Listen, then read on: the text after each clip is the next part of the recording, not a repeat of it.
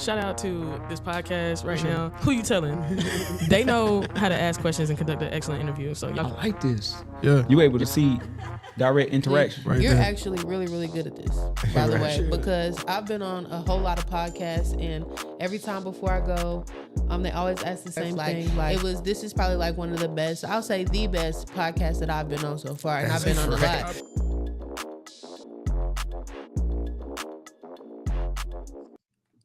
Yo. What's up, man? Welcome to the Who You Telling podcast. I'm your host, E, and I'm glad that you guys are tuned in tonight. This is a very, very special episode. We have two special guests with us on the podcast tonight. We have Miss Valerie, all right, and we also have on the line with us Day, which I call Day, also known aka as Sade. If you can hear us, Sade, go ahead and tap in with us. Hey, what's going on, y'all? How you doing? What's happening? What's Hey. happening? I'm glad Hey. that you guys were able to join tonight. I appreciate this episode. This is going to be one for the books, I can already tell. So y'all already know what we're tackling tonight.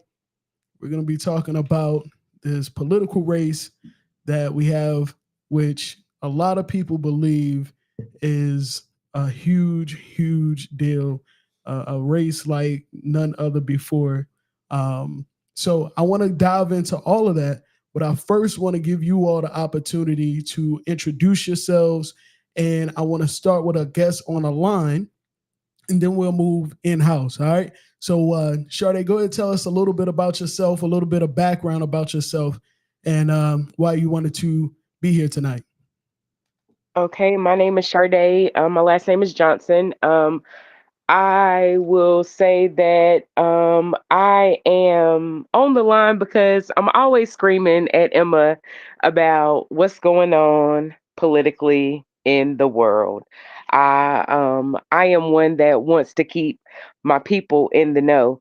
And she's always like, "You're always talking about the Democrats," but I do talk about the Democrats. However, um,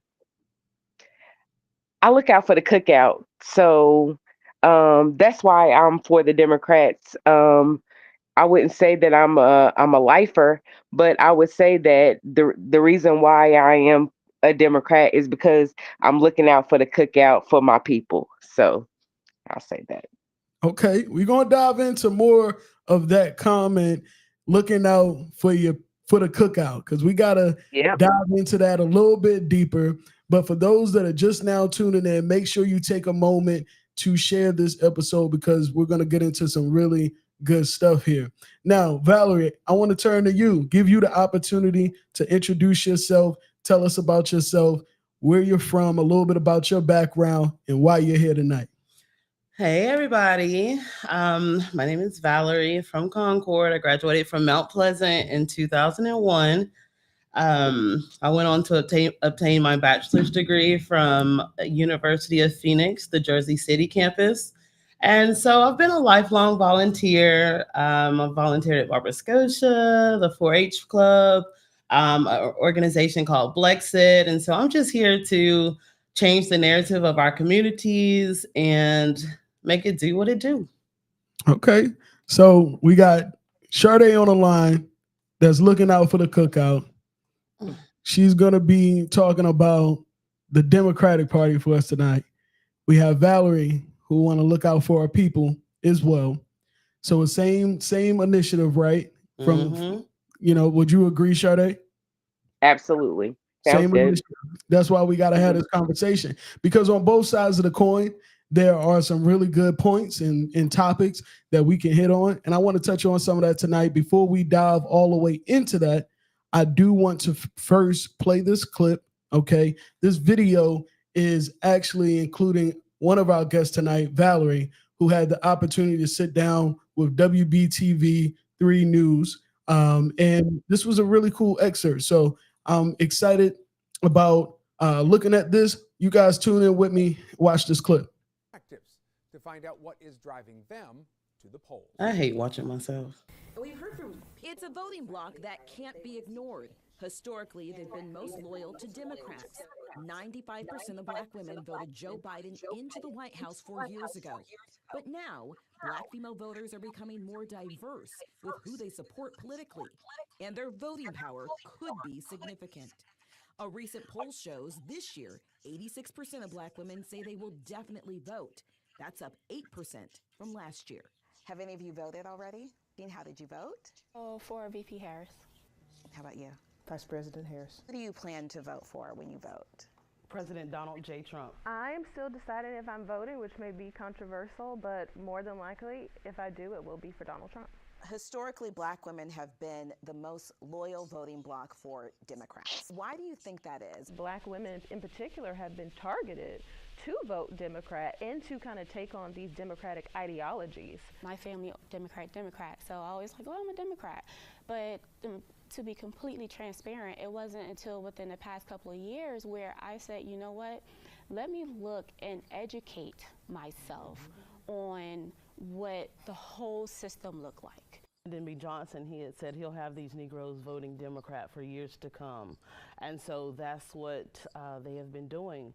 But what we have to do as Black women is we have to educate ourselves and align ourselves with organizations who are going to promote conservative values, something that we're not really used to in the minority community. We've seen a social impact type of policy from the Democrats over the past few years. But we do have to study and understand how it impacts our family. What are the most important issues to all of you for this election?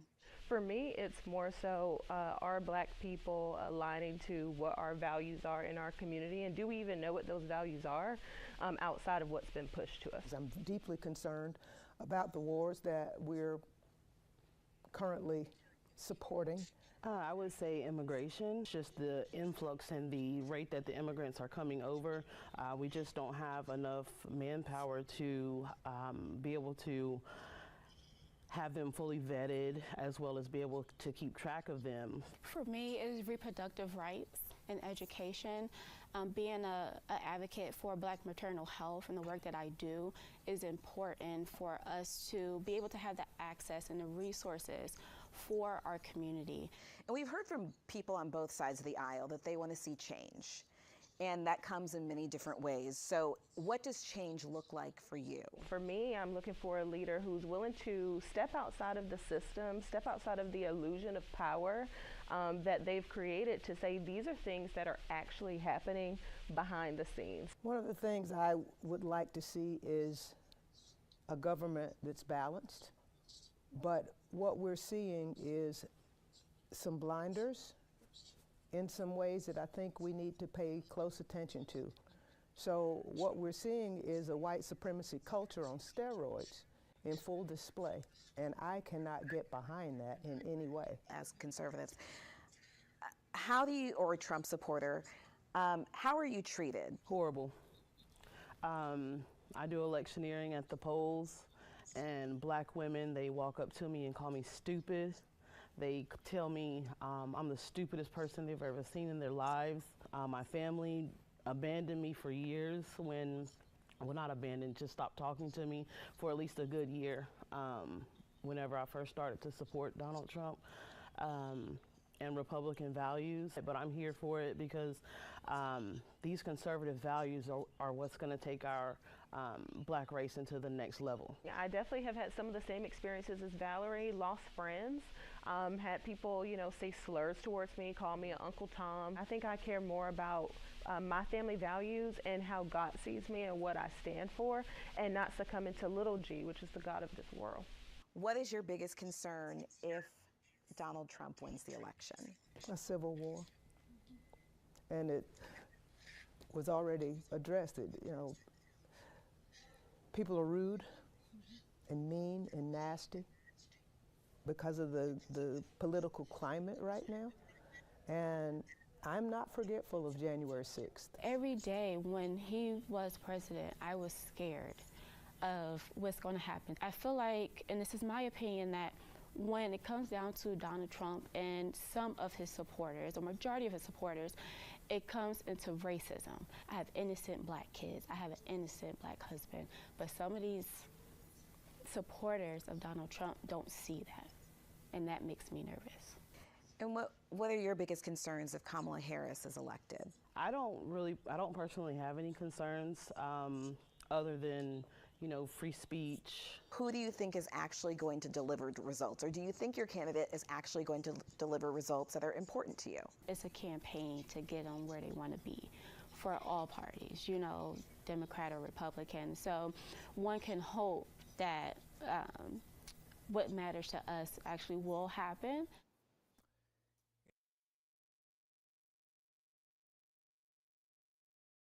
That was an incredible excerpt. I listened to both points, both sides on that several times. All right. And I want to dive into, first off, start with the basics from the beginning. Okay. Starting with you. What led you to support the Republican Party? How did you find your way there? Oh, Lord. Okay. I guess I should have been prepared for this story. Absolutely. All right. So I'm going to put it in the most simplest terms and the shortest version that I can. So basically, I was at the polls working for, I think back in 2016 during the primary. And this one young lady, we were just talking and she was like, "You sound like a conservative." And so I was like, okay. And so I didn't really pay any attention. And so moving forward a couple months, I was married to somebody who was not a citizen. And so long story short, somebody put something in his weed and it messed up his mind. And so he would do things like abuse me, abuse the children, and things like that. And so I would keep giving him chances because at that time I didn't know that something was wrong with his mind, actually, for real. And so long story short, his immigration papers, he kind of burned them up, and because his mind was just gone. And so he, at that point, he didn't have any legal right to be here in America. And so during the Obama administration, like, even though he was like hurting me, hurting the children, the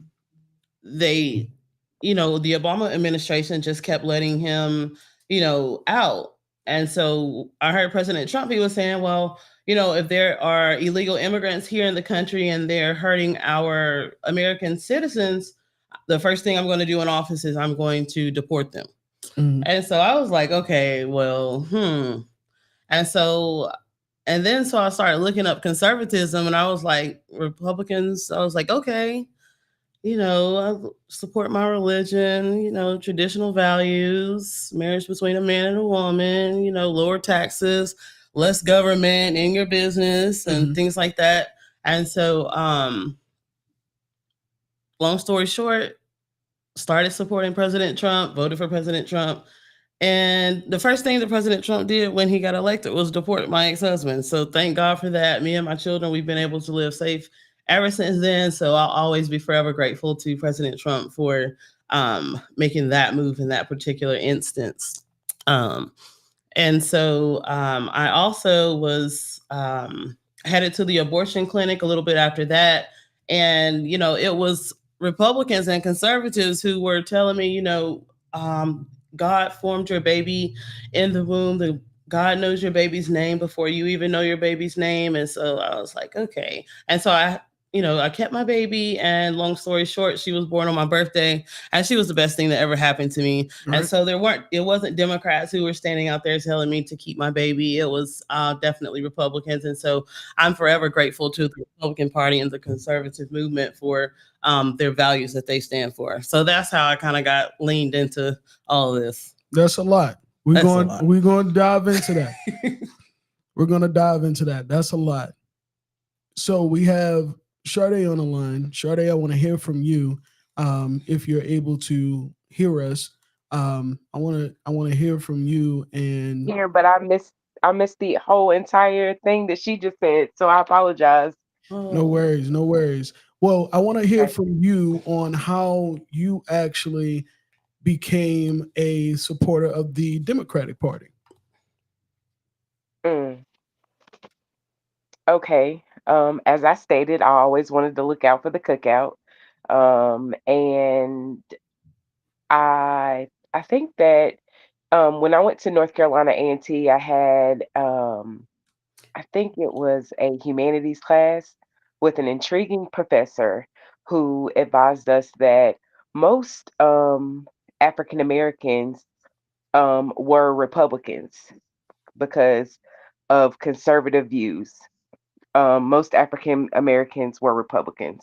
And so that intrigued me because um, it made me look back at my family and realize that most of my family's views, like with my grandparents, they were conservative. You know, they most certainly were people who thought that you shouldn't have children outside of wedlock, and you know, they definitely thought you know of thought of the pipeline to go to school and get your family and work as a upstanding individual, in just working as a person in the community to help our community. So I think that um what made me become a person that was for the Democratic Party was seeing how far the Republicans could go, and how much information that they would give, but it would be so far from helping our families and helping people in our communities. And so I thought that being a Democrat always helped support family. So I think that's what made me become a Democrat. Okay. All right. So with both of you guys expressing, where your support has derived from, over the years, where do you stand today with the political race? What candidate do you support and why? And we'll start with Valerie. Okay.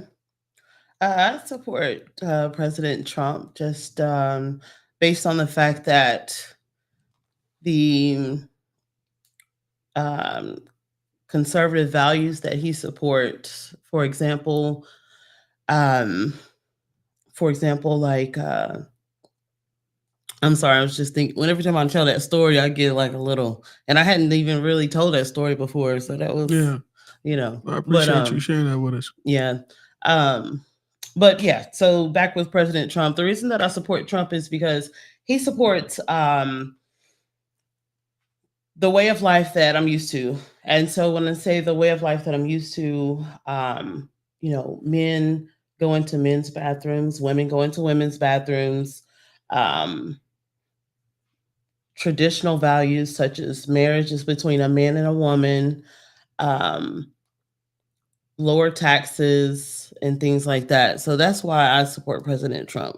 And so as we get into the conversation, I can kind of dive into it, but that's okay. So I have to, can I interject?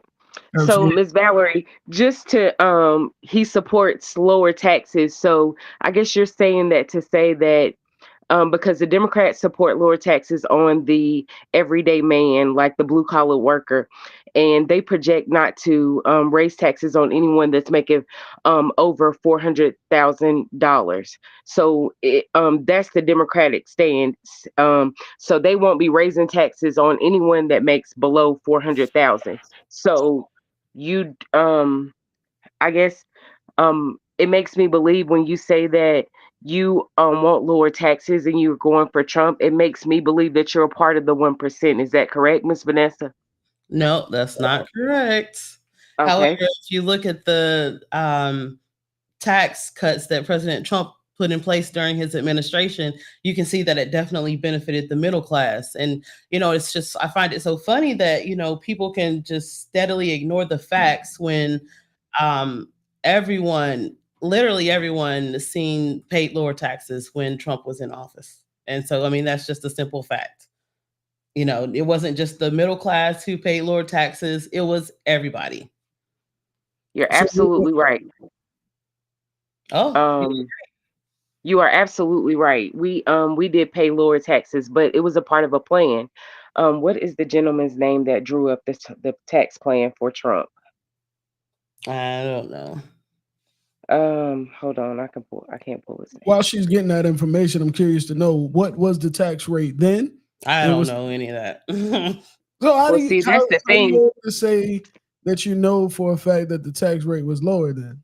Like, that's why I want to talk Well, no, about. I'm saying people paid lower taxes. Like whenever you go like to pay at the end of the year, they paid a lesser amount. So overall, yeah, okay, yeah. I'm like not an expert or anything like that. Like that's not what I am. But like overall general knowledge, like I know my parents paid less taxes. I know a lot of people paid less taxes. Okay, including yourself. Okay, So I can't call it. I can't pull the name of the gentleman that drew. I'm sorry, Sade. We lost her for a second, but nonetheless, it sounds like you were very relieved from the story that you shared with us that Donald Trump, came into office and kind of gave you that release from a situation that you had went through. Yes. Yeah. Do you feel like that has most a huge weight in why you support Donald Trump? Was it personal for you more so, or is it that you actually see a definitive plan of his that you support? Yes, definitely. I mean, that was back then, but yes, like conservative values. Yeah, definitely. Like I want to see our country maintain its wholesomeness. Well, I can't even say maintain. Well, I want to see our country maintain our traditional values. Definitely. And I see that up under President Trump for sure. Okay. Because we're battling right now. I just feel like we're battling a spiritual war versus just Donald Trump versus Kamala. This is more so of like a spiritual battle, like a Sodom and Gomorrah type issue. And so I just feel that we have to elect leaders in our country who will stand by the word of God. And so Kamala Harris is not standing by the word of God. Is that something that you stand by personally? Yes. Is the word of God? Yes. True and true. Yes. Okay. All right. I can dig that. Yeah. So let me ask you this. Because you mentioned something that was, I feel like relevant to my situation. You mentioned going back to women using women bathrooms, men using men bathrooms. This is our very first time that I can recall actually meeting each other in person, right? So no, we've met each other in person. Not that I recall, but I might have seen you somewhere. But nonetheless, like officially meeting each other and things of that nature, this is our first time. So if you had not known me beyond what you've maybe obtained through social media and things of that nature, what bathroom would you expect for me to walk into? I'm curious. The boys' bathroom. Boys' bathroom. But you want traditional. So what bathroom would I have to walk into? Whatever genitals you have. Okay, so which one would you prefer to see to make you feel more comfortable? She answered your question already. She said whichever gender. But we're more so talking about in school, like school age kids. So not just in general. Yeah, because I do not want to see a 16-year-old boy walking into the girls' bathroom just because he felt like he wanted to change his sex. I mean, I understand. If you want to use a different bathroom, maybe they can enact policies where the child can go into the staff bathroom or maybe even create a new bathroom. However, I do not want to see a 16-year-old boy walking into the girls' bathroom, and I'm pretty sure 99% of your audience would feel the same. However, they go to the ballot box and vote for people who will say, yes, a boy can go into the girls' bathroom to use the bathroom just because he identifies as a certain sex. How do you feel about that, Sade? I think that this is trivial. These are trivial things that the Republican Party likes to put in front of our faces and dangle, much like the abortion crazy bonanza that they have. I think that these are things are trivial, and half of these things are not happening around these United States of America. Many people want you to use the right bathroom, and much like yourself, EJ, should you feel like I feel like we don't have many instances where people have been molested, raped, or anything like that in bathrooms because of their gender, because of whatever they feel. So I feel like um bathrooms are small potatoes. Okay. But it's a huge potato in this political race though. And it's On- a huge potato because they're dangling it in our faces. We should be talking about bigger. Okay, we'll come back. We'll come back to her as she joined back. I just feel like when you made this statement of, going back to, because I like partly agree that I know you do. it is no, but partly you gotta understand why though. And I made a comment on a status the other day, but I partly agree with you because I can understand that it's a little off-putting if I walk into a woman's bathroom. But the reality is like I'm not trying to go through any type of transgender situation or anything Yeah. like that. I'm Right. a woman. You know what I mean? Right. So all right, I claim that. So at the end of the day, you still wouldn't be satisfied with the fact that I walk into a woman's restroom to use the restroom, is my point. If although you were saying that you want to get back to men walking into Men's men bathroom. because we live in a day and time where naturally there are some people that go through it, and I'm one of them. You know what I mean? Like I'm not going through any type of investment, try to make myself anybody other than who I am. Like this is who it is. So we live in a day and time where that's actually natural to see in some cases. So what's the solution for those individuals? You saying that maybe we should have a fourth type of bathroom, so then you have women, men, transgender, and natural unlooking. No. How you do that? It's men's bathroom, women's bathroom. Okay. And then an all gender bathroom. All gender. Okay. All gender. Or what's the word that you all come up with?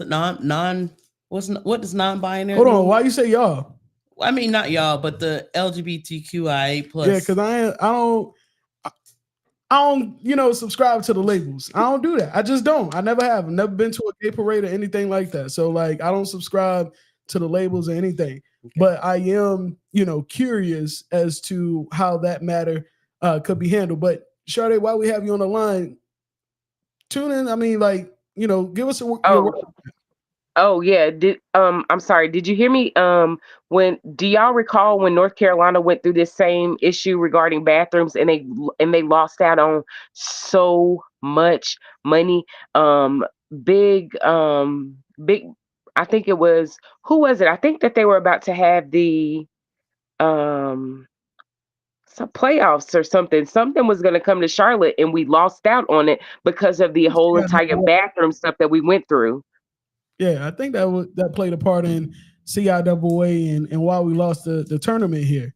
Because CIAA was just one of the big tournaments that we lost because of bathroom issues, where there's not, can we bring it up again that we haven't had, it's less than 1% of people who've had issues in bathrooms across these United States, but yet we're still talking about bathrooms.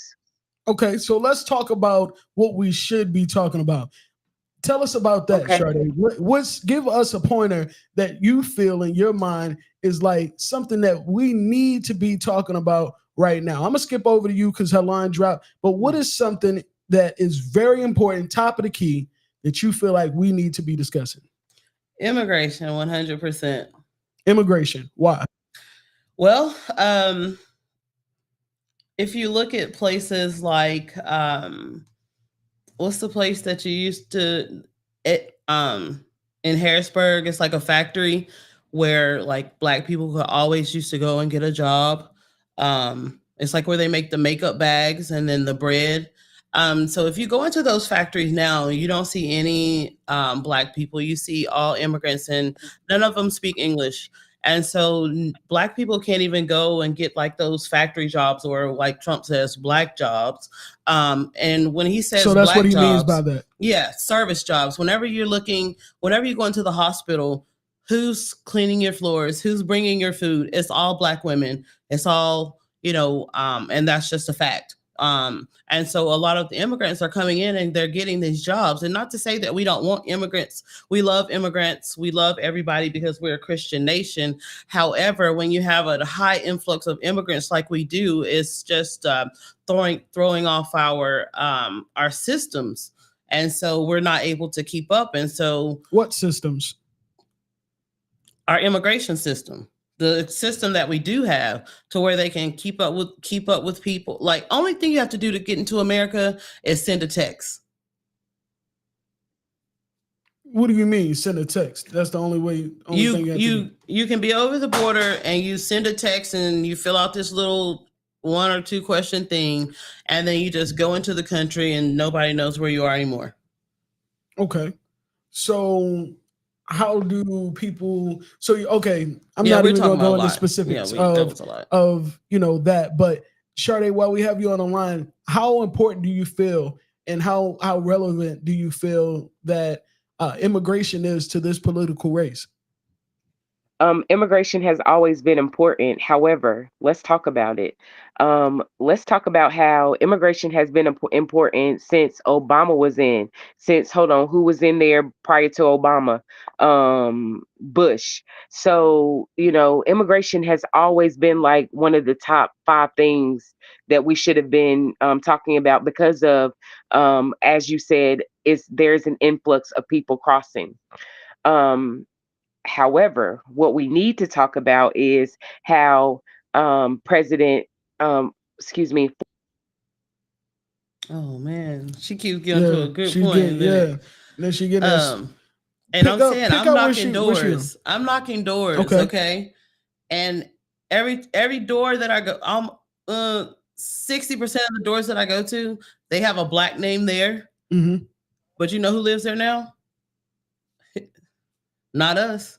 So where, like, housing is an issue in our community. So that makes you believe that because when you knock doors, it used to be a Black person living there, and now it's a Hispanic person living there, that has been something that is happening. Like, they not necessarily maybe moved on to better or whatever, but it just means that they have been kicked out. No, I did not kicked out. So what does that mean to you when you see that? I'm just saying that there's an issue in the African American community with housing, and I mean, and that's just a fact. And a lot of people, the people who have the houses, are immigrants. They don't speak English, and they're crossing the border. They're getting things that we as Blacks should be able to get. They're getting a hand up coming across the border that we've been waiting on 40 acres and a mule for. For a long time. And they're coming across the border and getting that 40 acres and a mule. And Black people are just sitting here like, it's okay. Sade, let's hear from you on that. I'll have to say, like I was saying before, I apologize myself. Man, you need to connect to Wi-Fi or do something, because the connection is not well, but you feel free to also call in as well. Oh, yeah. But nonetheless, with this topic right here, I feel like, and I feel you, I feel where you're coming from as far as Black jobs, quote unquote, being taken over. But I just feel like at the same time, we're hustling different. I feel like from my peers, right? I'm just speaking from my peers. It's not that we're not working or not able to get those jobs. I think that we are not settling for those type of positions anymore. And that's just my opinion. I know a lot of my peers are entrepreneurs. Even if they're not entrepreneurs, the type of work that they're doing is maybe like Amazon Flex or something where it gives them that flexibility, not just that 8 hours a day or 10 hours a day type of lifestyle. But I know people who are looking for a job and would need to go to a warehouse, but they can't go there anymore. Is it? And that's why, and a lot of people like you and other people, you know, you all forget like where you come from, you know, or in sort of you forget where you come from as a sort of a sense, because, you know, there are people out there who need those jobs, but they're not there anymore. Well, I mean, I understand that, but if that's the case, you know, just a few doors down, had a young lady that's here from Cuba. She just moved here about 4 months ago, few doors down, and she asked me whether or not I knew of any jobs that was hiring because she's having a hard time finding a job that will take her on. So it's like, I hear what you're saying, but there are people within that population that are disagreeing, that are saying, hey, we're not over here just easily walking in and getting jobs. Sade, what's your opinion on that? I think that it's much like the issue with housing. We need to address the fact that the top 1% is buying these homes, and I think that ever since they found out that Democrats stated that they would go up on them having to pay taxes instead of having that money in the bank and being taxed on money, they're now out here buying properties, buying homes to rent out to people, and buying all of these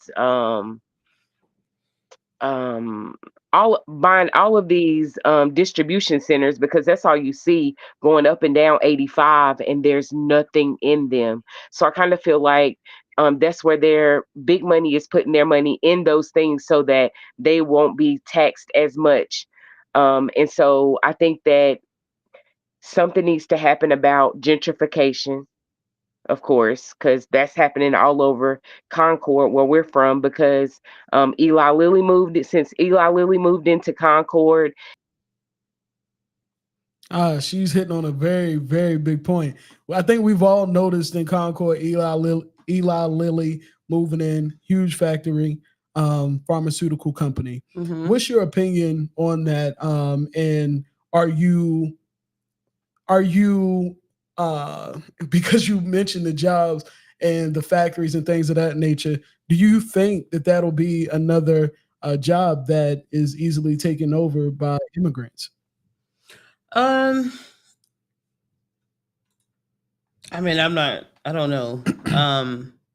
But I do know that gentrification, I mean, we don't have to look at it as a bad thing.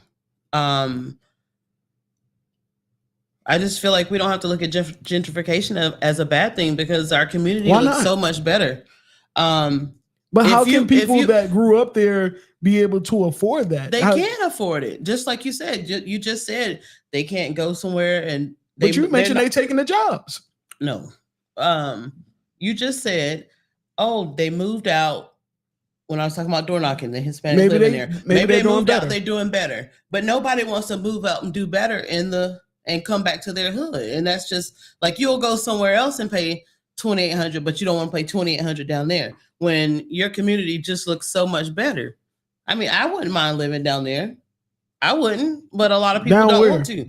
In the Logan minority community. What? Let me tell you why I don't want to stay there, because you can pay be back like down there. Like, what's down there? Like, I don't know. Like in the hood, zone 134. All right, so let's call it the zone then. You know what I mean? Put some respect on the name for it. Zone like, it's not a down there. Like, I know some respectable people that's in that, you know, in that place in the zone 134. You know what I mean? And they good people. You know what I mean? And to be honest with you, like, they take care of their properties out there too. Yeah. You know what I mean? Shout out to Shirley Steele, man, her mom, and you know what I mean, a wealth of other people that I know that's out there. Like, it's a beautiful community. It is. Even without that. Yeah. without that. Just in my opinion, you know what I mean? Like it looks good, but it looks great. It looks good, but we also know that that's going to come at a cost. We know that that's going to come at a cost, and it's going to be a price to pay. Give us your feedback on that, Sade. No, I was just saying that I would rather stay in Charlotte than stay in Concord because you would pay the same. You could pay the same price. You can pay $1,500 to live in Concord, and you can pay $1,500 to live in Charlotte. But if you live in Charlotte with the $1,500, you're gonna get stainless steel appliances, whereas in Concord you're gonna get the off-white appliances. Like it's. I feel like it's a class thing, unfortunately. With paying additional fees to live. It's ridiculous. What's your feedback on that? Oh, well, I mean, we just had the conversation. I mean, I would rather stay in Concord. Well, actually, I stay like out towards Mount Pleasant, like in the country. I would rather stay out there and then like just go to the city whenever I need to. I mean, that's just a personal thought. But like as far as gentrification, I think it's amazing. I just wish that more of our people could rent the houses out. No, I definitely agree with that 100%. But my whole thing is that you did mention that they're taking the jobs. Oh, you don't. No, I got to. I have to because They're I want taking the jobs. They're eating the cats. They're eating the dogs. Yes, because it's the truth. So listen, at the end of the day, I want to really know, like, how can you say that gentrification isn't a bad thing, but also state that in the factories and things of that nature, you know, the jobs are being taken from Black people? Okay, I'm not sure the correlation you're trying to make with that. Could you repeat the question, please? I think it's a huge correlation. How can people afford what's happening in terms of gentrification? Oh, okay. When they are not able to get the jobs? Well, no. Listen, we're talking. I'm talking about like low level jobs for people who maybe just like got out of prison, or people who, you know, maybe just got out of high school, or maybe dropped out of high school, or people who have no work history. I'm talking about that generation of our race. It's hard for them to go and be able to walk in and just get a job like they used to. Yeah, because mostly felons, right? People who are felons, much like Trump, who is a 34. He has 34 felony counts that he has. He's waiting to get his punishment for, but he has 34 felony. He's been convicted of 34 felony accounts. And so I'm glad you brought that up regarding felonies, because it's a lot of people out here with felonies that can't even sign a lease because they're a felon. So we have a person that is trying to sign up for the highest job in the land, and he already has 34 convicted felonies, and he has several cases that he still needs to stand in front of a judge for, that he can gain more felonies from. So what do you believe about that? I mean, I don't really care. I just know that he is going to do a great job at running the country. Our gas prices are going to go down because he's not going to depend on foreign countries. But oh my goodness, but you do realize that that's the reason why do you believe that a person with felonies should be able to run for president? Yeah, because I believe that, you know, I know a lot of people who have felonies who are great in their occupations, who are awesome dads, awesome mothers. I do believe that if you have a felony, who cares? Okay, so not to play on any hurt and everything that you've been through, but I just want to throw a situation just to play the devil's advocate here. If there was an individual who, let's say, did rape someone, okay, and maybe that person Trump ain't raped nobody. molest, whatever. He ain't molest nobody. Okay. Do you know, like, rappers, people who are rich, they live a different lifestyle than us. Like, they can, when you have money, you can do things like that. You can say things like that, and we all know it. It's a known fact.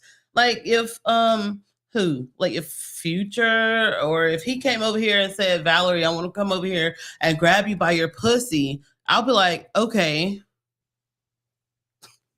Hold on. Wait. Hold on. Meanwhile, Yo, Bill Cosby. hold Bill on. Cosby. Yo, Who? yeah, because Okay. that I mean, I gotta put this comment on there because what the fuck, yo? Like, are you serious? Like you, but even still, like you don't find that that's a problem. Like It's funny. It's funny, but I was saying it to be funny. But the truth and reality is, like, these superstars, they are allowed to do things and say things to people that normal people can't say. I mean, it is what it is, and you know it, and I know it. So not don't try to saying act that it like you doesn't don't. happen, but I'm just asking because just 'cause of he the ran for situation. office- I'm just wanting to know if somebody has been found guilty of molestation, and let's say the Trump ain't molest nobody. I mean, you saying it like factually. I mean, I'm just saying. I mean, that's your opinion. Do you know everybody used to be friends with Trump before he ran for office? Like, he was friends with, like, all the black people.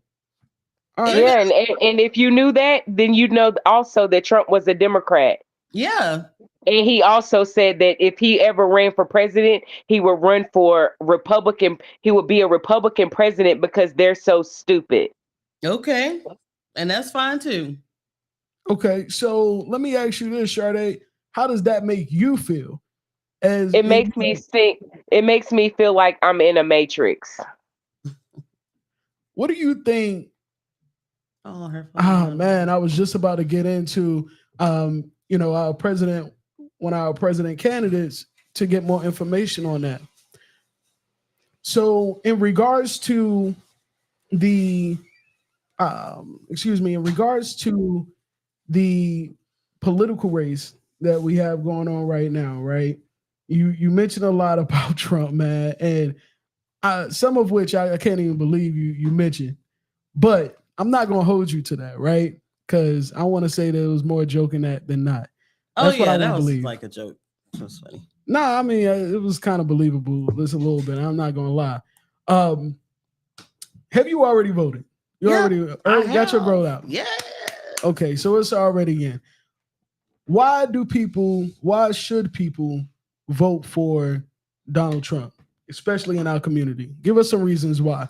Something that actually helps us outside of the job, because I think you already proved that they taking our jobs, so we already can't afford to live in the same areas that we live in. And maybe you're talking about people with no degrees and little education and things of that nature. That makes it even worse, because in places where they were eligible for housing and things of that nature, now because it looks better, they have to move further from the city, probably have to suffer further because they're not able to just take a city bus to their job because they're now living so far away from city limits and where the factories and all of that stuff is that they can't even get to it. So furthermore, I just want to hear from you, what makes you believe that people from our community be able to vote for Trump?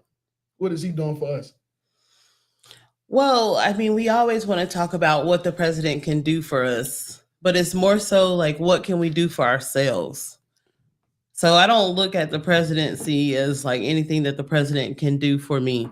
I mean, as far as like policies that can make our lives better, yes, definitely 100%. But I'm not voting on a president based on what like he can do for me. Okay, so why should we vote for president for Trump? Well, I mean, just his policies. Give me a policy. A policy that supports us, and then we're gonna do it for us. Okay. Okay. Let's see. How about opportunity zones? Expand on that. Tell us, because some of us, you gotta opportunity like zones.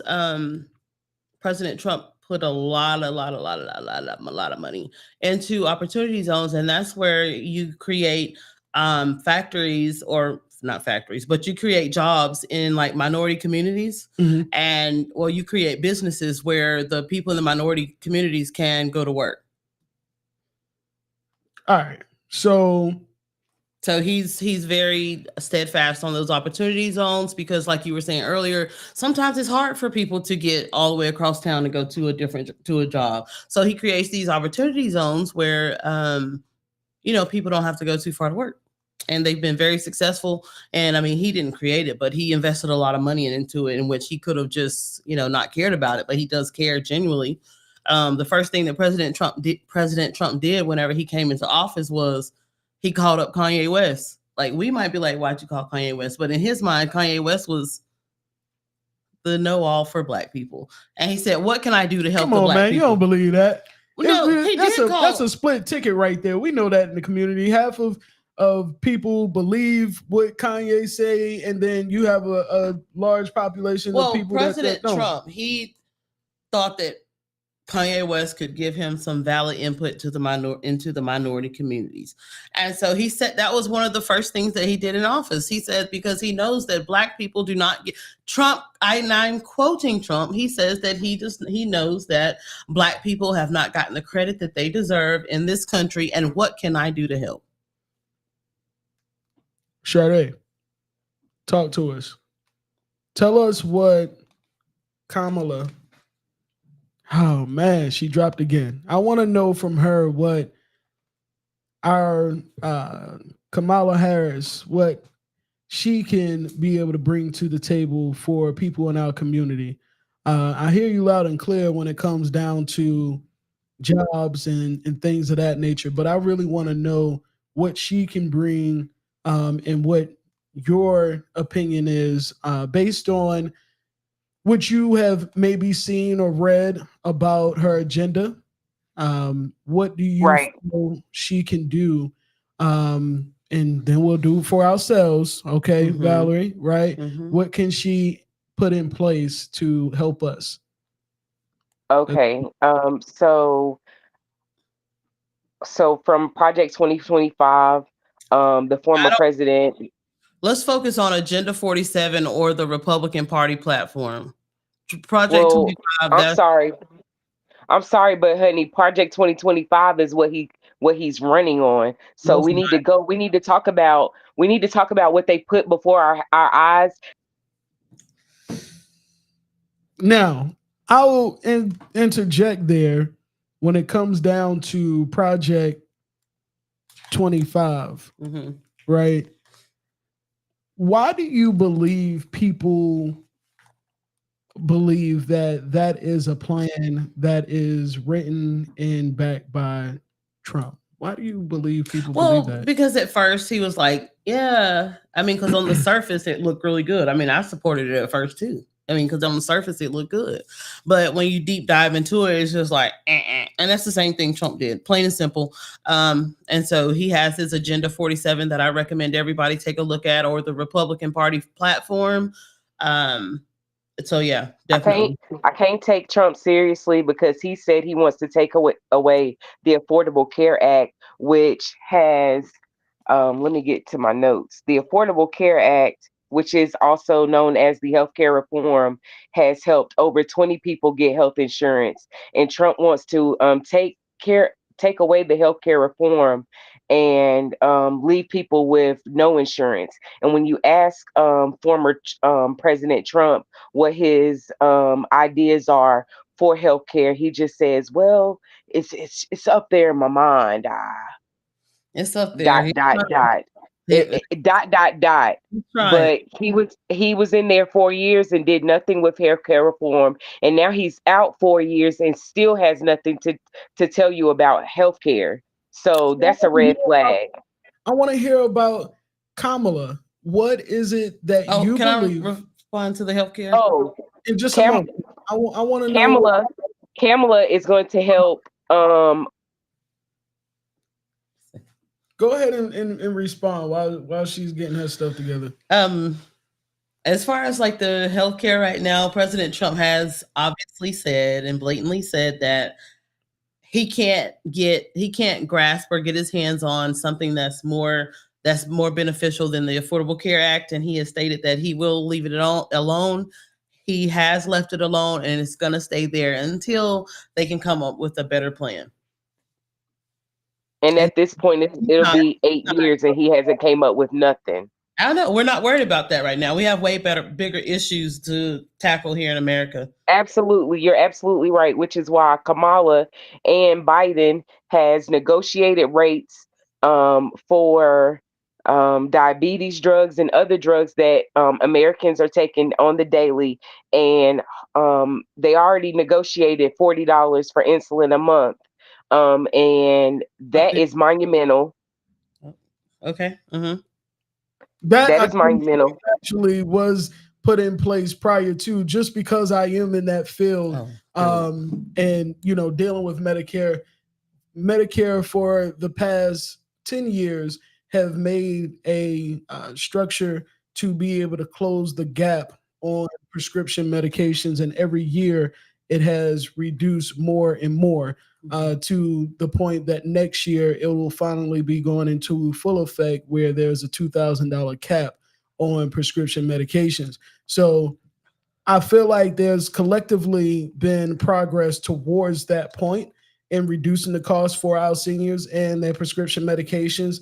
Definitely, I feel like that negotiating the cost on prescription medications is something that needs to be done regardless for all classes of individuals, whether you're in the senior market or private sector with individual health insurance and things of that nature, even group insurance. Mm-hmm. Overall, it should be more cost effective. Absolutely, because if you compare and contrast what Americans are paying and what Canadians are paying and what people are paying in other countries, it's ridiculous. All right, we keep losing her. Oh, we got comments. Yes, we do. So we Cheryl. No, they don't only belong in plants. No, definitely not. That's not what I'm saying. So yeah, like you have these ideas that we've seen the statements that Trump has made. Yeah. Some of which have been very hurtful to a lot of different communities, including our own. Okay. How do you feel when it comes down to those statements that you hear? Because I've even seen you post it like, hey, I don't necessarily agree with that, or blah, blah, blah. But how does that make you feel, even though you still decide to put full trust behind this? Yeah, definitely. I mean, President Trump, he's one of those people who he has no filter, kind of like me. I don't really have a filter. And so people be like, oh my God, I can't believe she just said that. But is that good for leadership? Well, I mean, it worked. It works. He's a great president. Nobody was threatening us when Trump was in office. Nobody was bullying us. And now, like under the Biden administration, it's just like we have this war going on. We potentially have another war going on. We got all this going on in Israel and all of that. It's just too much going on under the Biden administration. And we need to get Trump back in office so he can smooth out everything like when he was in office before, and like get back to normal, because right now America's just out of control. So I don't care what kind of things that he says, it's okay. It works in foreign policy. It works in our economy. He gets the job done. And that's all I care about. Like some presidents, like they might say things behind closed doors, but Trump just says it out loud. I mean, but do you feel like that could be a threat to like our security and who? No. Was it a threat when he's been on the job before? He's been there. What, did you see a threat to the security then? I mean, there was potential threats. I mean, there were times where people were actually very afraid of what could be the result of some of the comments that he's made. Now, some of us can laugh over some of the statements that he makes. Some of our skin is a little bit thinner than others, but overall, we can't negate that some of the things that he has said has been very ignorant. Yes, very ignorant. Yeah. Talk to us, Sade. If you were here with us on the line, tell us about what, again, you feel as though is going to happen or probably would happen in the event that Kamala is in office. We're just interested in knowing, the stance on the other view. I feel like we've spoken a lot about, Trump and his initiatives, but I feel like we still haven't really tackled any factual plans that are going to be going in place, and that to me is a concern. We talk about the importance of voting and things of that nature, but at the end of the day, it seems like each political race we've been having the same conversations over and over and over again. No. No, I don't believe. I think that this is the reason why they keep saying that this is the vote of a lifetime is because of all the things that see now Trump is trying to take away, and he is trying to make himself another Putin. If you listen to what the man is saying, he is telling you live and in color that he wants to get in like Putin, and he wants to make himself a king. That is why this is the vote of a lifetime, because as our democracy is young. It is very young. And if our democracy Oh, dang. She keep going into some good stuff, but her phone keep cutting off. For sure. So let me ask you to piggyback off of that a little bit. In regards to, the statements that Trump has made. Let's see if she's back with us. I'm sorry. Yeah. No, but at the end of the day, our democracy is young, and we can't take 4 more years of Trump's policies. We can't take 4 more years of Trump having partial of the people we need to run these United States of America. Half of the jobs that were needed weren't even spoken for. So Let's put that out there. How do you feel? You said that we can't do another 4 more years. You also agreed early on that taxes and costs was less during his time. Right. Trump was riding on the coattails of Obama. Trump was riding on the coattails of Obama's presidency. That's why everything was so great. So great. Okay. So you're saying that during that, in order for that to happen, are you stating that the economy became worse once Trump was in office? Absolutely. And he Dang. Do you feel like, because you might know a little bit more than I do, I know there's some age difference there between me and also Sade. I voted for Obama the second time he ran for office as my very first time voting. Do you feel as though that the economy became worse when Trump came in office? I mean, we do have to keep in mind that you say that he comes in on the coattail of Obama, but we do have to keep in mind that is once we pretty much went through a pandemic as well, a huge pandemic period. So that was during his time in office as well. But what's your opinion on that? On you? No, I think the economy was good up under Trump, and I think that he was efficient and quick and got those stimulus checks out. You feel like it was better than Obama's office? Like, did he make it worse? No, I don't feel like he made it worse. But I'm interested to hear like what she feels that your initial question. Why does she think that Kamala needs to be in office? We want to hear it. Kamala needs to be in office so that things won't be every state for themselves. States' rights, baby. Let's go. So you're for every state for themselves? Yeah. If you don't like what's going, that's the luxury of having states' rights. That's what the war was, Civil War or whatever war was fought for, states' rights. And so even though like the main thing was slavery, but the thing is states' rights. If you don't like what's going on in this state, move to a state that fits your. But everybody doesn't have. Oh, but sorry to cut you off, Sade. Oh no, I'm sorry. No, go ahead. Go ahead. No, you said you don't like every state for themselves. No, I think that every state for themselves will be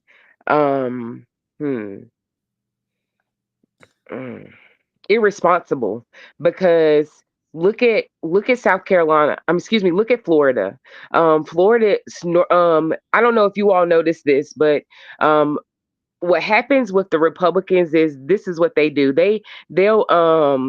They'll do something in North Carolina to change a law, and then they'll send the same book to South Carolina or to the rest of the states, so that they can follow the rule book to do it into another state, right? And so in Florida, much like what is going to be in North Carolina, where children, they're taking the money away from public schools to put them into private schools. Yes, ma'am. Let's go. So you agree with that? Yes. School choice all day. But how is there a fair choice there when everyone can't go to private schools? Everyone can't afford it. Everyone don't have that availability to them. So how do you think it's fair to take away from the children who may be in those situations where you say Trump is going to put money into these areas? Those are the same children that are impacted by these same rules that come through in laws. Listen, if your child is going to a school that's ridden with gang violence, if your child is going to a school with low performing teachers, if your child is going to a school where they don't feel safe, school choice gives you that option for the dollars to follow your child. And we as a minority community, we should be thanking God in the heavens for school choice. We have the ability to create our own schools, teach our children the history, the way that we want it to be taught. And the money is there, and Trump is giving us so much more money. But you're talking about a small population of people that will be able to take advantage of that versus absolutely a majority of individuals who are in these public school systems. And teachers that work very hard for these students as well. They deserve dollars to be put into those schools as well. We deserve dollars to be put into our communities where we can create our own schools.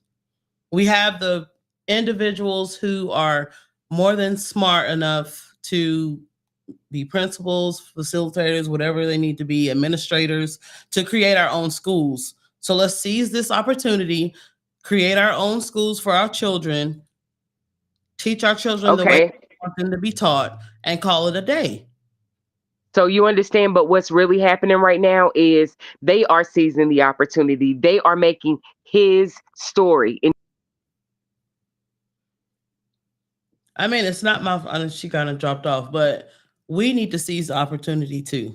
So come out of the public school systems, create our own, get these dollars, and basically build our own is what you're for. Yes. Okay. Sade. Happening is his story is happening.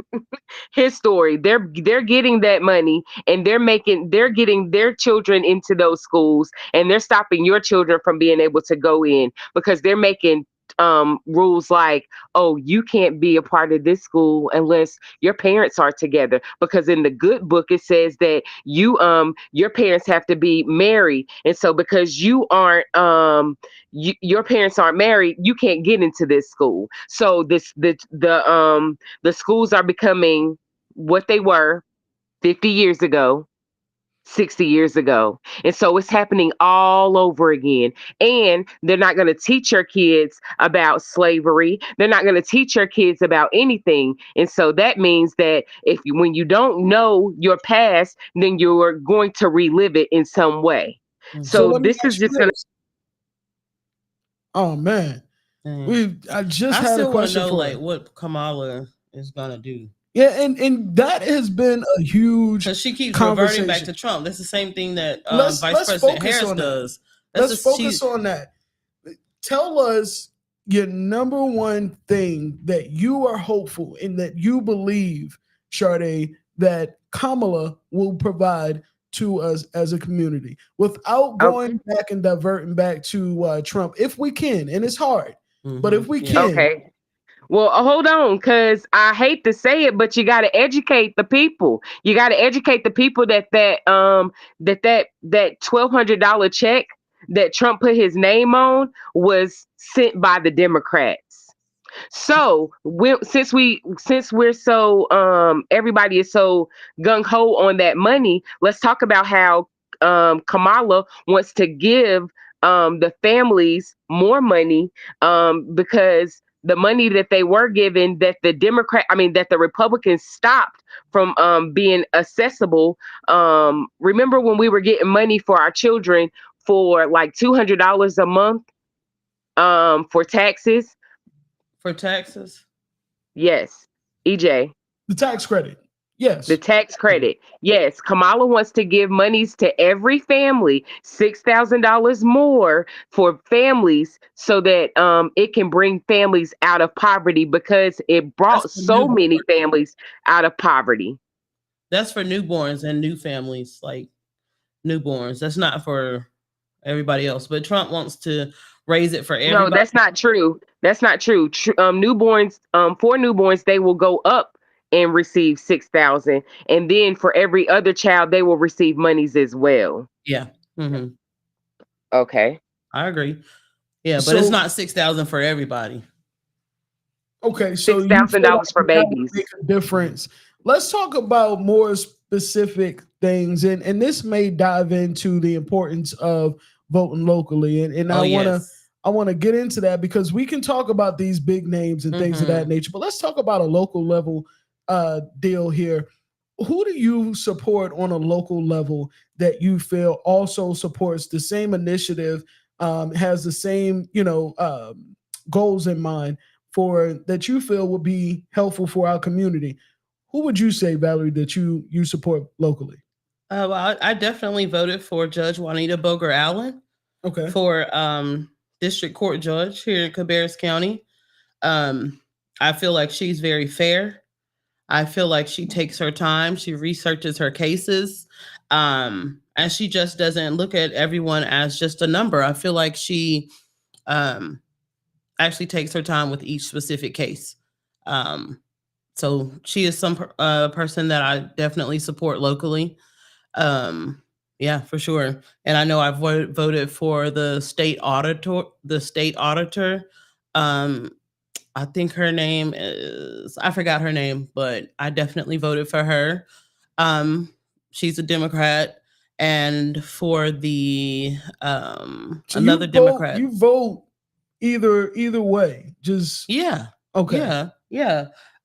Because in positions like the state auditor position, like anybody can do that. You know what I'm saying? And we need some diversity, equity, and inclusion, as you would say, in there. And so, yeah, I definitely 100%. But just when it comes to like the local races, like for the school board, where where we're at a time and a place where we can make policies based on Title IX, where we can make policies regarding the back to the bathroom issue. I definitely need conservative voices on that school board. I mean, all of the women are great. I love them. They're so respectable. They're awesome and smart. I even learned that I think, she's for Senate, Luter. She has a doctorate degree. These are all awesome women, but it's just their policies that they're going to stand behind. I just can't stand behind it. I'm a God-fearing woman, and I'm voting that way. Chris, would you say that you belong to the Christian faith? Oh, yeah. And Christianity is nothing but love, really. Sade, what about you? Would you say that you consider yourself to be a part of the Christian faith? Mm-hmm.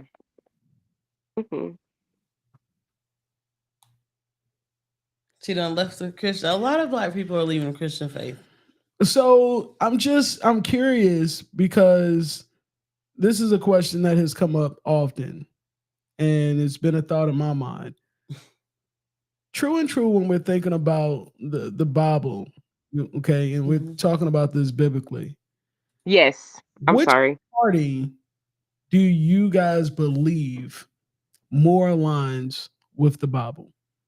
Well, I'll let you answer her answer first. What she think? I'm interested to know.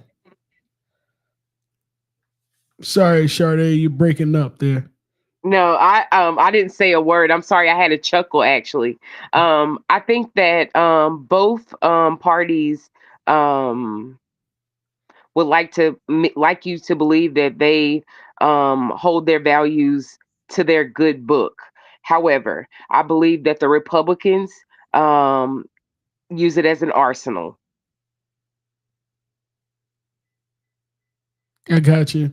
Shout out to Jamon. I sent him an invite. He probably late seeing it. That's a busy guy, but I sent him out an invite to join us tonight. Feel free to continue to comment, Jamon, and or call in, man. We'd love to hear from you. But he's a leader in the community as well. As still beside me once we were a part of CCA, and he still has it going as well. So shout out to him. But he did mention, and I got to shout out Valerie for standing on her values, even though we don't always agree. She does what she can for the community and shows up for our people regardless for the party. And I must say that is the truth. I do see you out there active in the community. Sometimes you post things and I'm just like, what in the world is she talking about? But it does seem to, and with both of you, you guys both have, it seems like, the same initiative in mind for the community. I still want to hear from Sade again about what she believes Kamala will be doing. And if anybody wants to join in and put in the comments, or call in what your thoughts are on this political race, because I just, again, feel like it is necessary for us to have this conversation. I think it's healthy. I think it's meaningful. I feel like even after this political race, these type of conversations have to happen, especially on a local level. You are very involved in this, but it's like I expect for you guys to be able to tell some of us here that are ignorant to some of this, especially on a local level, like, who is it that we should be looking out for? What positions and offices and things of that nature should we be paying attention to? But I want to elaborate a little bit on that here in just a second. But Sade, while we have you, can you tell us about what initiatives you believe are going to be put in place if Kamala does take office? I think that Kamala is definitely going to support women and women's rights.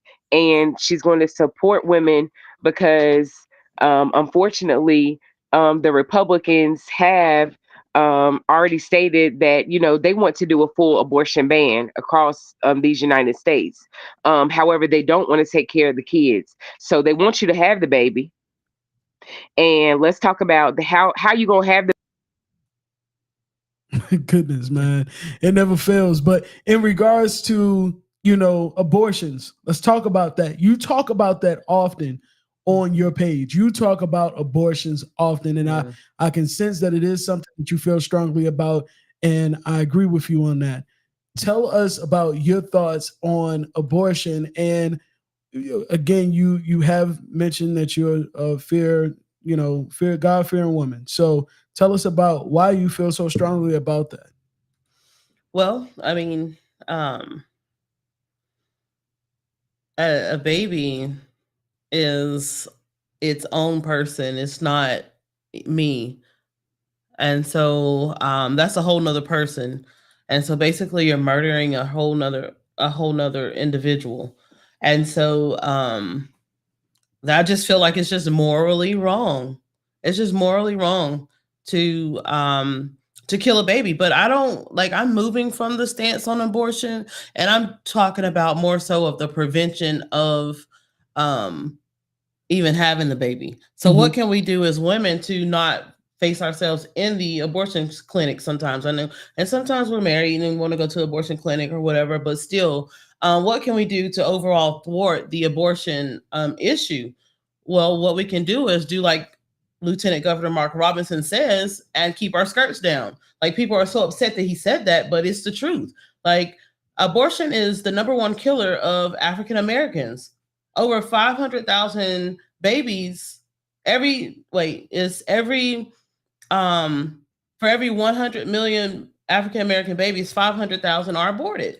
Now, we are killing our race. We are just, and then we have high blood pressure, diabetes, all other complications. Then we're murdering each other. Where is our race going to be? I'm sure in 50 Mark years? Robinson got some diabetes too. So he's some blood pressure and all of that weight. stuff. So we can't get too much on the train, but nonetheless, fair and square. I hear what you're saying. I want to know, Sade, where do you draw the line? Because you mentioned allowing women to have rights to their own bodies, which I definitely agree with. And you know that I'll wrap back around into something I feel like is against what they say in terms of allowing people to do what they want to do with their own body. But I want to know for you, like, where do you draw the line? And what do you think that the line should be drawn, rather, when it comes down to abortions and what should be allowed that nature?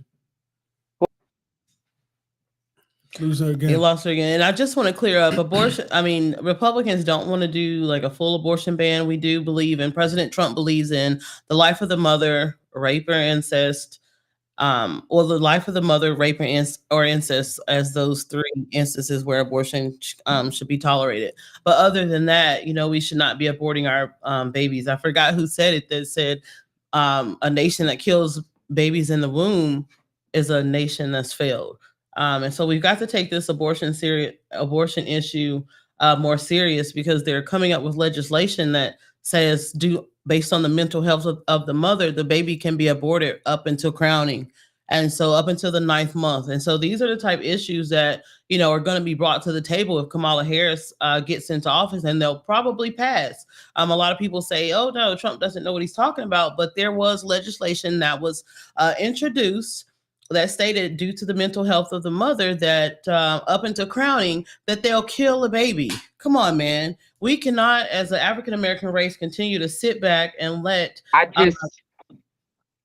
Go ahead, I'm sorry.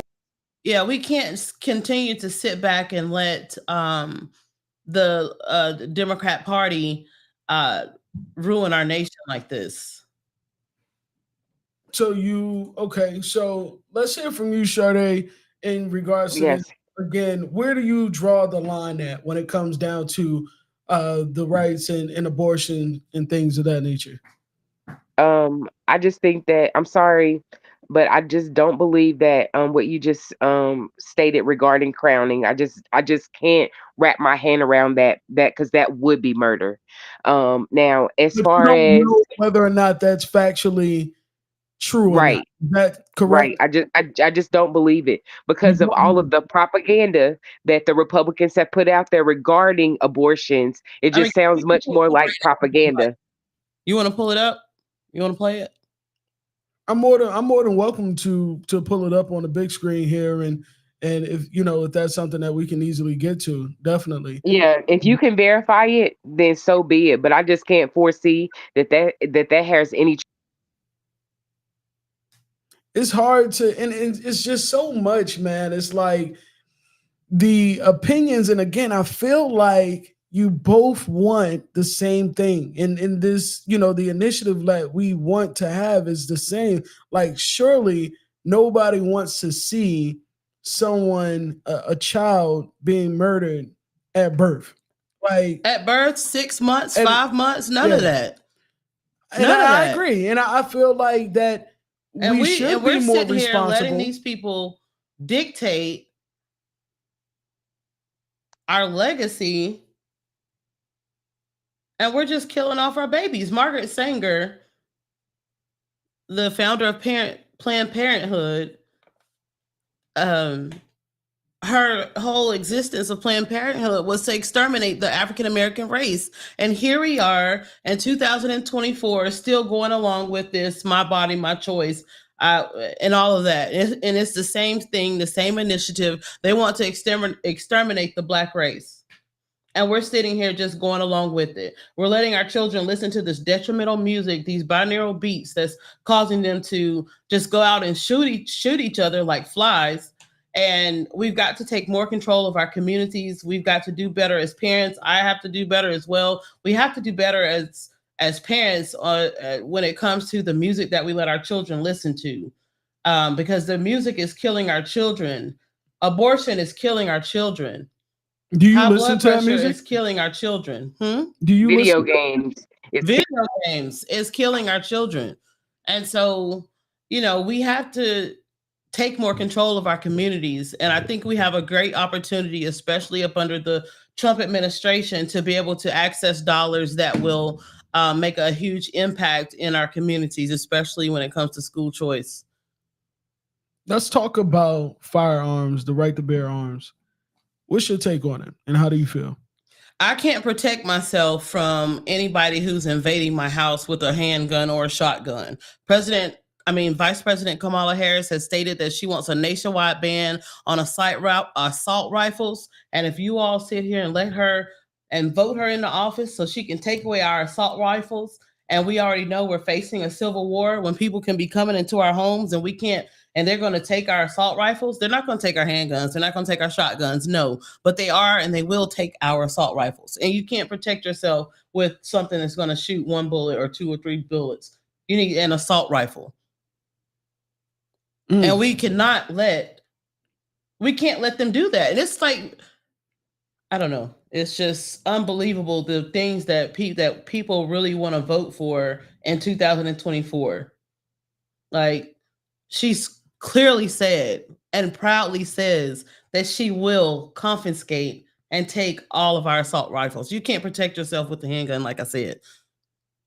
Okay. Well, I can definitely understand that. Like I said, man, I can't speak factually like some of the individuals that are going to watch.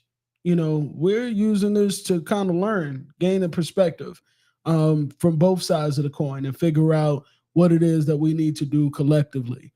I do love the idea of being able to build our own, getting back into that. But in the time being, I do feel like it is important to still pour into the majority of where our children are having to go. And that is, especially in Concord, although there are private schools there, there's so many more public schools. Right. And those schools do deserve the dollars.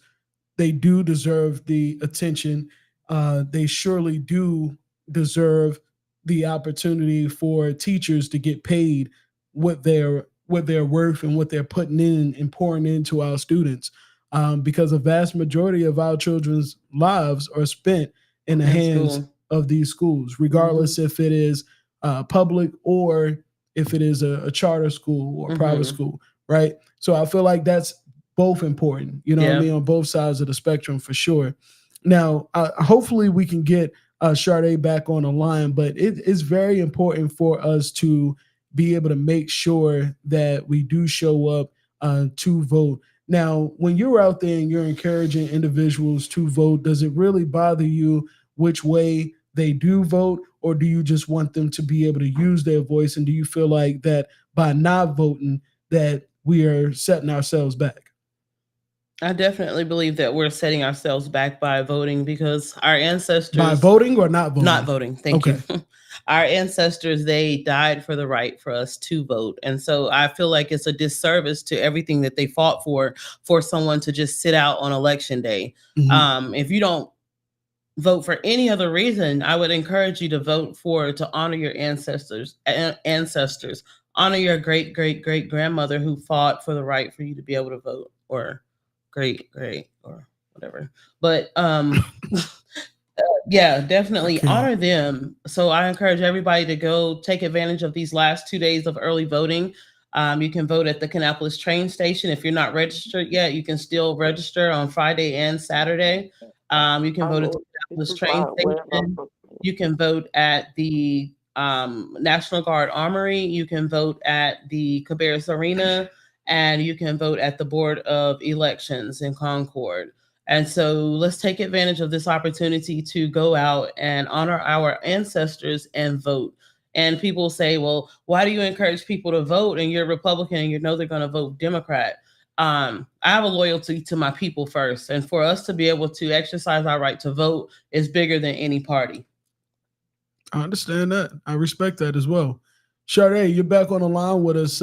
Tap in here and tell us a little bit about your thoughts. I know that you were kind of explaining with Kamala Harris. And again, if you have to call in, feel free to call in. But, just go ahead and expand on that. You started off with going into our rights and women being able to, do what they feel. And I was asking you, where do you draw the line at when it comes down to that? And you were also saying something about the guns too. Okay. I draw the line here where we are. This is why it's so important for us to get out to vote. I draw the line here because I feel like why are women's feet held to the fire? Why are we always being held to the fire? It's fine time for them to make a drug that stops men from being able to ejaculate into women and to be pregnant. Because we're the only ones being held to the fire at the end of the day to take care of these kids and to quit work or do whatever we need to do to raise these children. So therefore, I feel like just like they can come up and put that blue pill in and make it free for men, they can make a birth control for men so that'll stop them from being able to impregnate a woman. And you support that? I absolutely do Because because are reversible. right. Or I read something online the other day talking about um making men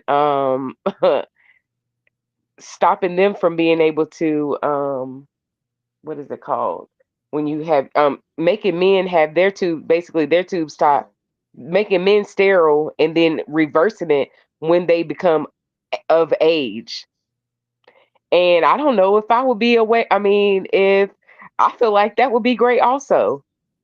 I mean, I don't know. I just feel like that is very much so detrimental to us, like as a people. Yeah. Protect yourselves.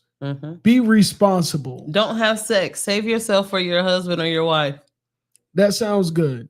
But I feel like protect yourself, be responsible. That's what I'll say. Protect yourself, be responsible. I can't say it enough because at the end of the day, I don't really care for the pharmaceutical, all of that. Like I don't really care for that too much because here in my adult life, I've experienced and have witnessed a lot of people turn their life around in naturopathic ways and, be able to reverse things by not going through with the same rigmarole that we have been in the past and taking these same medications that lead to the same exact thing each and every time. I feel like that's just detrimental. I don't feel safe with the government forming something of that, solitude, that I just don't feel safe with it. I don't think that that's something that I would be for. And I honestly don't feel like even if they did make it, a lot of men would go for it. No, I don't either. I don't think men in our community would go for that. I think that, I don't think so. What's your thoughts, Sade? She's dropping over and over again. But I'll tell you this. Look, tell somebody to call in and tell us why they want Kamala Harris to be president. Tell them. If there's somebody that is watching, you guys are interested in joining in and just expressing, why you feel as though Kamala should take office and what she would do for our people, our community, and just us as a nation, just all together. How could her party, her stance move us forward? Kamala, I think that she has already told us as far as the monies for families with children. What she would do, she would give monies to people for homes, for businesses, Mhm. and if you listen to Kamala's platform, all she talks about is the working class. That is the number one thing she talks about is the working class. And so I think that if we listen and if we paid attention to Biden's agenda as far as trying to put these United States above or in front of everybody. Dang. It Why just, can't she just call the phone with I'm her not cell sure phone? why she's Tell her. continuously. I've already mentioned it several times. Well, you but didn't tell. You got to tell people what you want them to do. what the hell is wrong with you? Like, just man? tell me what you want me to Like, do. listen, man, this we gotta hit the horn on her because I'm not understanding, man. Y'all heard me tell her call in. She can call in. It's her choice. No, you said if you'd But, like, yeah, for sure. At this call point, you would in. definitely do so. So Call in, Sade. The phone number is 704. No, it's definitely not 980. But nonetheless, you guys, if you are watching, definitely tune in. I've been instructed to tell you to call in. Nonetheless, call in. Only option, call in. We want to hear your points before we wrap it up here, because we could continue this conversation over and over and over again. But I just want you to be able to get in your 2 cents on, how you feel in regards to what we're about to walk into. You mentioned the importance of, being able to get out there, make sure your voice is heard. This is something our ancestors died for. They deserve the right, or we deserve the right to be able to flex our voices and use that at the polls. Sade, did you want to tap in? Sade, can you call in the phone number? Call us. Like, call the phone number. Call in on the line. Yeah. Call in on the But line. I know, I can tell you this. One thing I'm happy about if Kamala Harris gets in office, I'm excited about the $25,000 that she's going to give to for homeowners or potential homeowners. That $25,000 definitely could be put to good use. And so, Kamala Harris may get in office. So I encourage everybody to go ahead and get your credit right and be in the position to be able to purchase a home so you can, take advantage of that policy that she's going to put in place. So she says. No, I absolutely agree. All right, we have Sade on the line with us. She finally called in. I appreciate you doing so. Sade, go ahead and speak your 2 cents to us about our president elect here, Kamala Harris. Yes. Hold on a second, because I hear you on both. Oh yeah, I hear it too. On both. Can you hear me now? Better. We can hear you perfectly fine. Okay, good. It was I was echoing myself. I think that, like I said before, I think that we should go with Kamala because she's going to continue with Biden's successful presidency. These United States, we have the number one economy in the world since Biden took over. We are number one. China is number 2. Japan is number 3. And we've been at this for 4 years since Biden came in. So if we want to continue on that path, then we need to elect Kamala into presidency. And she'll continue with Biden's policies and his commitment to pushing America pushing America ahead by helping us bring back factories to these United States. And what will he put into factories, you ask? They're going to try to push the Biden administration wants to push things that we need to make our world without fossil fuels. And so if we can do that, if these United States can start making solar panels and all of the other countries are buying solar panels from us, then imagine the how ahead we will be if we go with that initiative. Also, Biden is working in all of these communities right now with our infrastructure. And so if they continue to push money into all of these communities as far as water infrastructure, our infrastructure as far as our roads and things like that, that will push our communities ahead. And it will also help entrepreneurs because Joe down the street that has his dump truck business, he'll be able to haul in stuff for infrastructure, and he'll be able to get a government contract. And so that will put money into each and every community. And so I think that the Biden and Kamala Harris plans speak for themselves, and Trump's plans speak for themselves because he has nothing to say. He can never give you anything that you can. He can never put pen to paper or his ideas. He can never even tell you what his ideas are. So that's a red funny flag. that you say that, because a lot of people argue that Kamala actually has no ideas of her own, that she has embodied many of the plans that Biden ran off of. What's your opinion on that? If it ain't broke, don't fix it. Again, we have the strongest economy. We have the strongest economy in the world. Is there a plan Period. or anything? Drops the mic. We have the strongest economy in the world off of the back of Biden. Like, so whenever they say, and they keep playing that commercial on TV right now, saying when she was saying that there's not many things that I can think of that I would change. If it ain't broke, we don't fix it. But it is broke. And that's the whole the grocery prices. That's what I was going to mention. So we can talk about the grocery prices.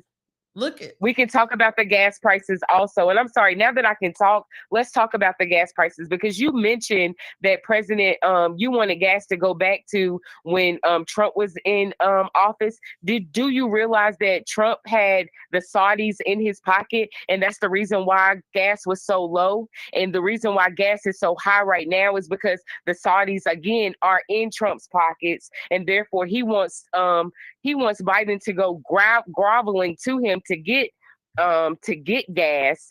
But guess what Biden did? These United States is pumping more gas than they have ever pumped on U.S. soil ever, and that's why our gas has went down. The gas just went down the other day. Because of the election. That's not true. It is true. The gas price has been over $3. Like we just now seeing under $3 in some places in North Carolina. Like they're playing games with us, but what Trump is Biden closed down a whole pipeline here in America where we were getting our own oil. We were whatever they do, we were getting our own stuff, and gas prices were super low.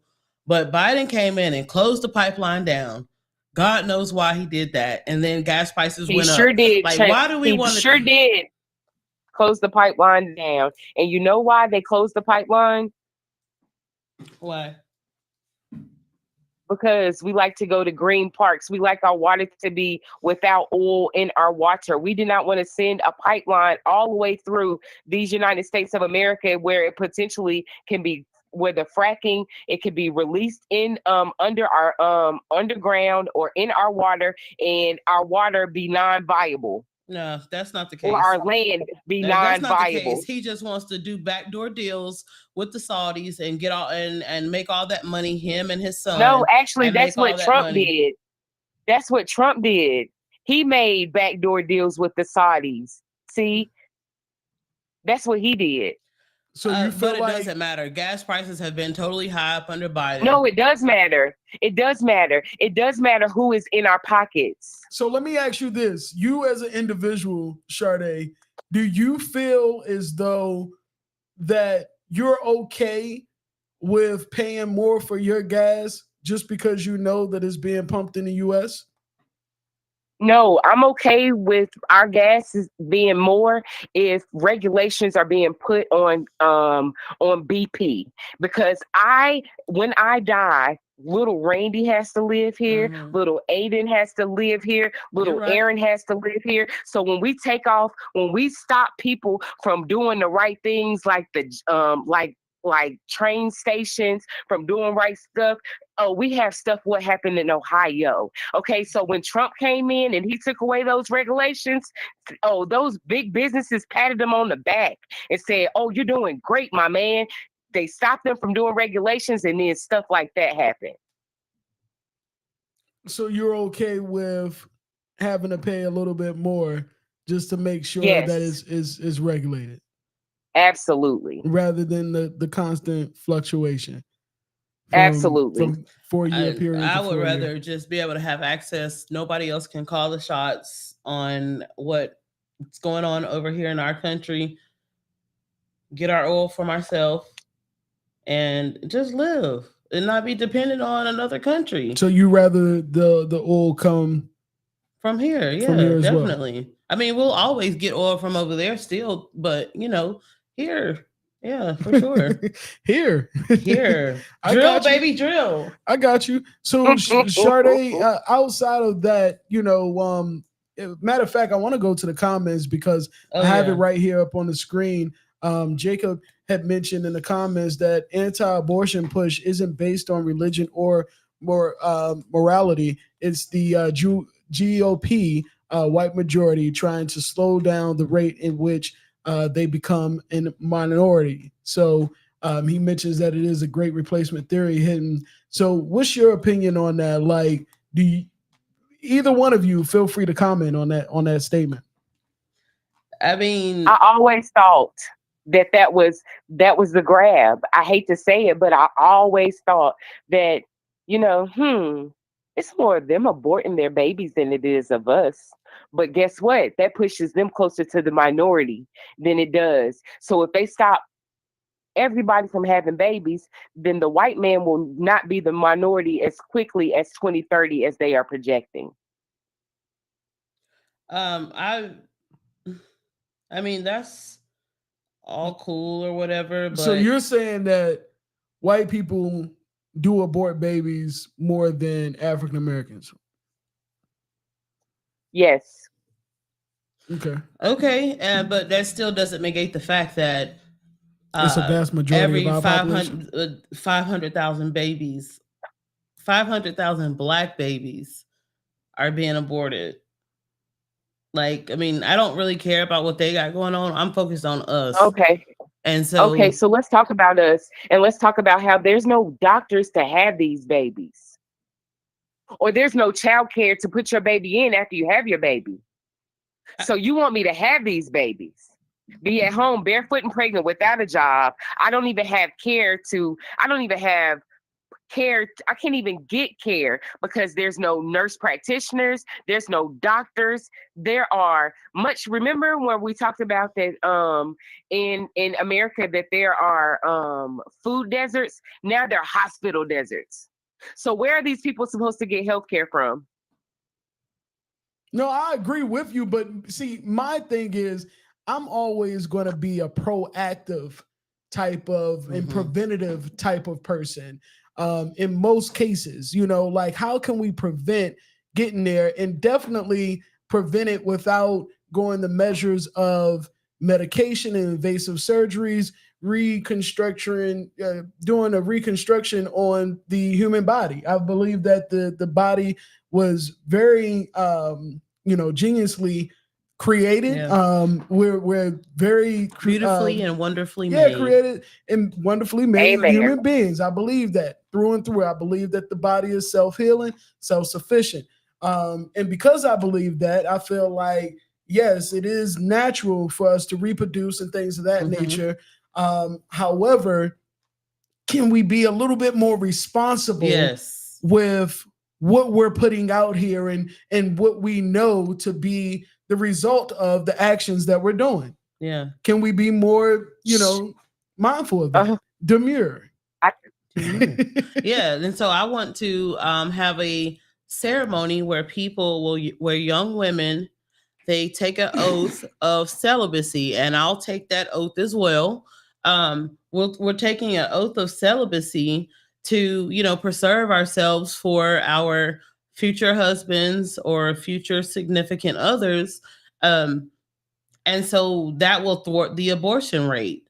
And so it's not only helping you not have a baby, but you're actually, preserving your body for your husband. And so, we have all these issues that we can discuss, but I'm more so focused on our community and what we can do for us and to make us better. But out of every 1 million babies, we're aborting half. That's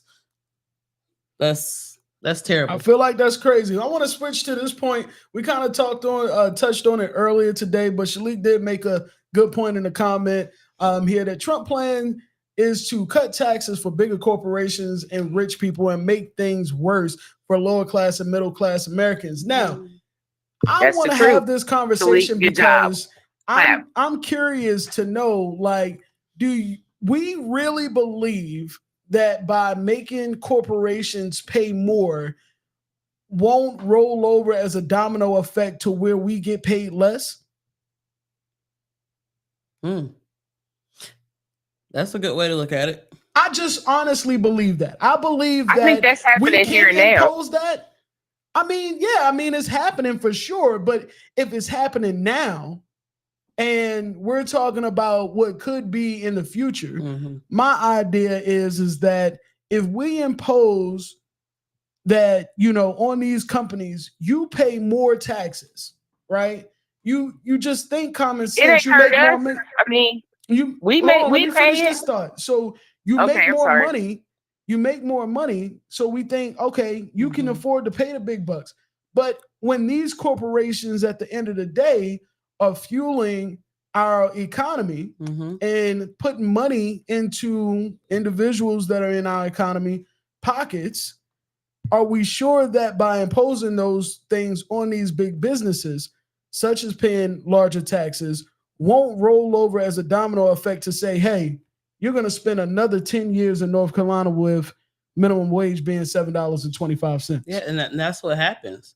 And you got to remember that these corporations, they're doing a lot of charity, and that's a fact. They do a lot of charity work, and so we can't negate the fact that they do charity. Try to talk to us. Well, I would have to say that does it work or does it work or does it not work? So we see these mom and pop businesses that pay their people great money and they still have staff from 20 years ago. So if it works for them, it can work for these corporations as well. Great as in how? When I think of mom and pop shops and people that's been there for 20 years, I really just think of them making bare minimum. And I think about our people our disabled people who have to go in and make money under the table, because God forbid they make more money than what they're allowed to make. Then, we go through that. You hot because you've been drinking on that damn liquor. You didn't mix. That's a little bit with Lunazol or whatever y'all call it. She over here talking about it's hot. But I mean that's what I feel. You know what I mean? Like I feel like it won't work in that aspect. But Jacob also. I mean we're not saying. I mean we're not here to say that trickle down economy works. We're just saying imposing higher taxes on the corporations. I personally don't feel that that's beneficial. Sade, let's hear from you. I think that what we're doing ain't working right now. The biggest employer in these United States is Walmart, and half of Walmart people, other than the fact that they just moved up, I think they moved up their minimum to maybe $15 or $20. But most people in Walmart, where they get their insurance from? Medicaid, because they're not getting 40 hours a week. So something drastically has to change. And why not try to get these companies to pay their fair share as teachers and nurses and moms and dads. We've been paying it all our lives, and we've been able to do it. So why don't they do it also? And we'll see what we can do with that money later on. And you just made a great point. You just stated that a lot of people working at Walmart are getting Medicaid. The Affordable Health Care Act didn't include any of those people. They didn't qualify for Affordable Care Act, and they didn't qualify for Medicaid. And so it was us people who were stuck in the middle who were left without any insurance. And so the only reason that some people either got insurance or didn't have insurance is because they expanded Medicaid. Thank God that North Carolina was one of the states that did expand Medicaid. But, you know, if we would have had an Affordable Care Act that actually worked, it would have worked for everybody. But that's just to go back to Affordable Care Act. That's crazy that you guys say that, because you feel like those individuals are left out.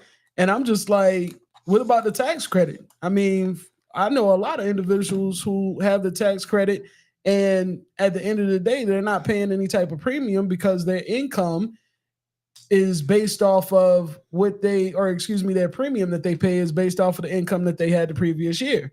So you either make enough money to be able to get that tax credit and that stipend, or you don't. And from individuals that I've spoken to, some individuals have both affordable health care and also the Medicaid combined. I've seen a lot of those situations happen like that. So, you know, it's just different strokes, just depending upon the states. But interesting enough, you know, it's funny because, Sade, you had mentioned earlier Trump, you know, speaking about being a king and things of that nature. But then you disagree with the fact that states should have their own individuality and their own rules and things of that nature that they follow. And I feel like that by supporting, you know, states doing their own thing, that brings you further away from you running this as like your king. But am I wrong from that point of view at all? Yeah, because I didn't get to finish my statement regarding South Carolina and how it's being, how their vouchers are ruining their education. We got the money fixed. Essentially, that's the same thing that's going to happen to North Carolina. These places are going to come in here and build their little schools. And in their little schools, they're going to be teaching your children whatever they want to teach them. And it's just going to be fraud.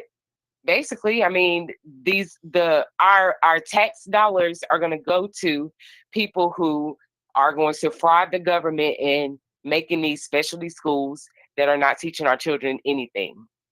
Yeah. Or our children hate, whichever you like. I get that too, Jacob. He mentioned that states' rights is a pro-Confederacy argument. I get it. I'm just, you know, really playing devil advocate on both hands. You know, again, I would be lying to say that I sit back and study all of this stuff and, you know, have a strong argument either way. I'm one of those, let me look at this with as much common sense as possible. Yeah. Try to, you know, dilute this stuff a little bit, because a lot of it, when you look at it on the grand scheme of things, is a bunch of mumbo jumbo, you know what I mean? And you really have to sit down and dissect this stuff. So I do listen to, you know, each and every person I possibly can on their opinions and learn and grow from there. And that's why I mentioned that this conversation, this podcast needed to happen. So I appreciate each and every person that has tuned in tonight. And we'll go back and watch this, and it'll be available on YouTube as well as on Facebook and Who You Tellin' podcast page. So make sure that you guys, if you did not check in from the beginning stages, we did start off with some very strong talking points and a private, you know, conversation as well, you know, with you, and an interesting story that you had personally and what led them to be in their own paths, whether Democratic or Republican.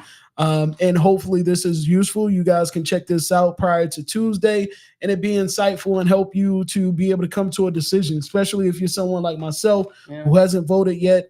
I do plan on voting, and I plan on looking at which candidacy will align with what we need, what I feel like I might need, our people might need, our community might need, and go from there. And I encourage you guys to do the same. If indeed you guys are interested in coming on this platform, make sure you guys inbox me, man. We want to talk about these things. It could always be a 2, 3, 4 to this type of conversation. We're going to get her out of here because the Ciroc is setting in and she's feeling it. She had the headphones upside down. Thank you for your time. It's hot. I'm hot. Like, For sure. I'm so hot. But I just want to say, conservative values are what's going to take the African-American community into the next level. Mm-hmm. Conservative values such as entrepreneurship and the joys of being in a capitalistic society. I know you talked about a lot of us are doing entrepreneurship things. And so yeah, we are. We hustling. President Trump is definitely putting those monies into the African-American communities. He had a plan called the Platinum Plan that it was gonna be like the First Step Act Part 2, but this was for like middle class individuals, and where he's funneling money into minority built businesses. And so I definitely encourage everyone to take a look at that Platinum Plan that President Trump had put in place before the election was stolen from him. And conservative values such as school choice, as well as changing the culture, tweaking our culture just a little bit. So yeah, peace. Yeah, we appreciate that. Sade, go ahead, close us out, man. Leave us with some words of wisdom, your final thoughts, man, because you've been in and out all night, but I want you to be able to. No, and I apologize. No, it's all good. Listen, I just need people to realize that this vote is monumental. Mm-hmm. Like it is is whether we have our democracy or we don't have it. So please get out there and vote, and stop saying that you need more information and go get the information. We here with it. I agree. I appreciate you doing that for sure, man. Listen, I appreciate you guys once again for tuning in to the Who You Telling podcast, man. My name is E. I'm your host. I appreciate you guys. Make sure you guys share this for me. Share this one good time, man. We out. Peace.